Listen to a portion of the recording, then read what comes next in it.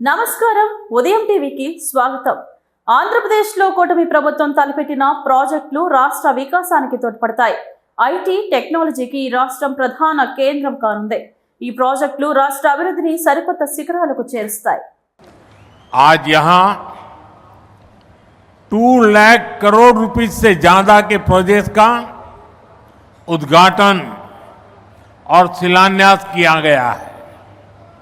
ये प्रोजेक्ट्स आंध्र प्रदेश को विकास को नई ऊंचाई देंगे। मैं इन डेवलपमेंट प्रोजेक्ट के लिए आंध्र प्रदेश समेत पूरे देश को बधाई देता हूं।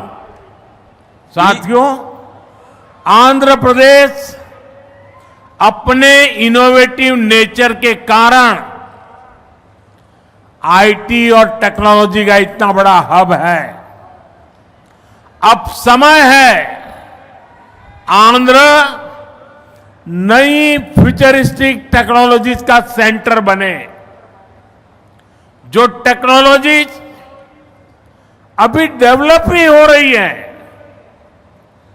हम अभी से उनमें लीड लें। आज ग्रीन हाइड्रोजन का इस्तेमाल ये ऐसा ही उभरता हुआ क्षेत्र है।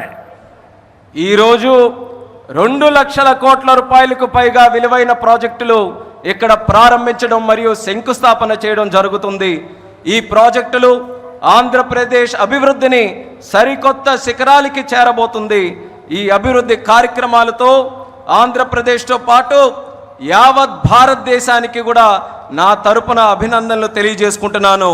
మిత్రులారా, ఆంధ్రప్రదేశ్ రాష్ట్ర ప్రజల తాలూకా సృజనాత్మకత వల్ల ఆంధ్రప్రదేశ్ రాష్ట్రం ఐటీ మరియు సాంకేతికతకు ఒక పెద్ద కేంద్రంగా మారింది।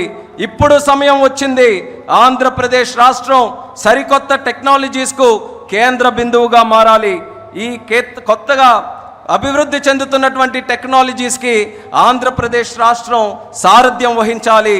నేడు గ్రీన్ హైడ్రోజన్ టెక్నాలజీ కూడా అటువంటి ఎదుగుతున్నటువంటి ఒక రంగమే।